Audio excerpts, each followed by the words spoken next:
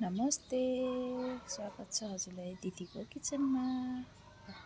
आज पनि अब घरको लोकल कुखुराको मासु बनाऊँ है, गफ गर्दै।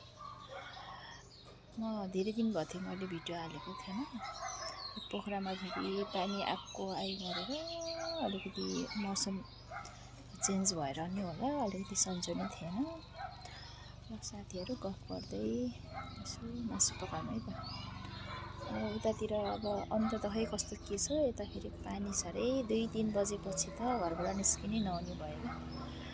अनि छिटो छिटो आज चाहिँ छोराले नि अब खालि मासु भात भन्छ, अनि ल आजको रेसिपी हेरौँ है त। मैले चाहिँ यसरी बनाउँछु। चाहिँ चाडोमा चाहिँ यसो हल्का फुल्का मासु ल्यायो, बुटपाट पारेर खायो। बच्चाहरूलाई नि सजिलो, हामीलाई नि सजिलो। हुन त अब खै बर्डकुल के आँखा भन्छ, मासु नि नखा भन्छ। अलि खाए नि मजाले पकाएर खानुपर्छ। हजुरहरूले नि मजाले पकाएर खानु है सबैजनाले। अनि मेरो भिडियोलाई सबैजनाले माया साथ सपोर्ट दिनुहोला। केही कुरा कमी भयो भने यस्तो कमेन्ट गरिदिनु होला होइन। अब के भने हेर्नु, अब यतिकै बस्नुभन्दा यसो मैले जानेको कुराहरू मैले नि यसो हजुरहरूले नि सिक्नु होला। हजुरहरूले सिकेको कुरा यसो हामीलाई पनि देखाउनु। एकअर्कालाई सिक्दै सिकाउँदै जाने त हो नि, के छ र जिन्दगी होइन र।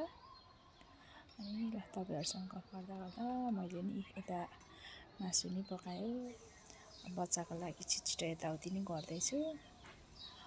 अब हजुरले नि कसरी पकाउनुहुन्छ, हजुरले नि यसो हाल्नु, कमेन्टहरू गर्दै गर्नु। अनि पोखरामा फेरि पानी पर्न लागेपछि परेको गर्ने के। कता कता पानी नआएर हैरान छ, यता फेरि पानी आएरै हैरान। फेरि पानी नि यति आउँछ नि, हावाहुरी असिना साह्रै पानी आउने। चैतमा नि यसरी सिरक र ज्याकेटै लाएर बस्नु परेको छ हामीतिर त।